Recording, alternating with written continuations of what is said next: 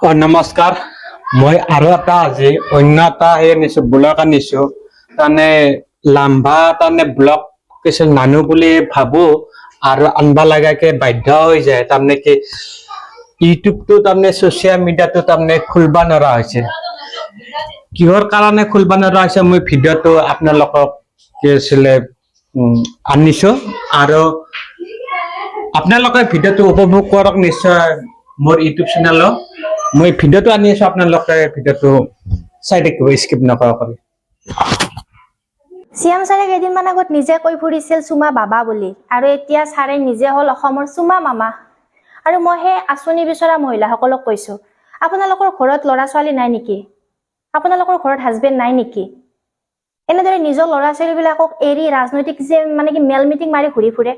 1200 টকা 1300 টকাৰ আশাত 1 কেজি চেনি বা দালিৰ আশাত আপোনালোকে ল'ৰা ছোৱালীবিলাকক ঘৰত এৰি থৈ এনেদৰে ৰাজনৈতিক মেল মিটিঙত ঘূৰি ঘূৰি সময় নষ্ট কৰে দিন ৰাতি ঘূৰি আপোনালোকে লাজ নাপায়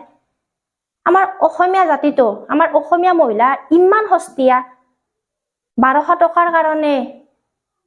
এজন মানে কি অসমৰ মুখ্যমন্ত্ৰী যিজন অসমৰ মুৰব্বী সন্মান কৰিব নাজানে আপোনালোকে 1200 টকাত ভুল গৈছে আপোনালোকে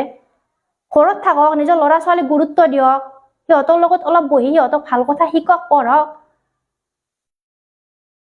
আপোনালোকৰ ঘৰত হাজবেণ্ড নাই একো নকয় আপোনালোকক এনেদৰে দিনে ৰাতি যে ঘূৰি ফুৰে অসমৰ মুখ্যমন্ত্ৰী এজনক সন্মান কেনেদৰে কৰিব লাগে নাজানে আপোনালোকে এজনে সৰু ছোৱালীও জানিছে দূৰৰ পৰা হাত জোৰ কৰি নমস্কাৰ দিছে কি সুন্দৰকৈ সৰু ছোৱালীজনৰ পৰাতো শিকক আপোনালোকে কমসে কম দিন ৰাতি ঘূৰি ঘূৰি আপোনালোকে এনেদৰে বেলেগৰ হাজবেণ্ডক বেলেগৰ মানে কি পৰপুৰুষক এনেদৰে চুমা খাই ঘূৰি ফুৰি আছে লাজ নাপায় মানি লৈছো দেখেত অসমৰ আমাৰ মুখ্যমন্ত্ৰী সন্মান কৰিছে আপোনালোকে মৰম যাচিছে মৰম যাচাৰ পদ্ধতি বহুত আছে ন নমস্কাৰ এটা দিয়ক বা দূৰৰ পৰা এটা ফ্লাইং কিছ দিয়ক এনেদৰে হাবতি ধৰি চুমা খাইছে যেন বাপৰে বাপ ক'বলৈ ভাষাই নাই মোৰ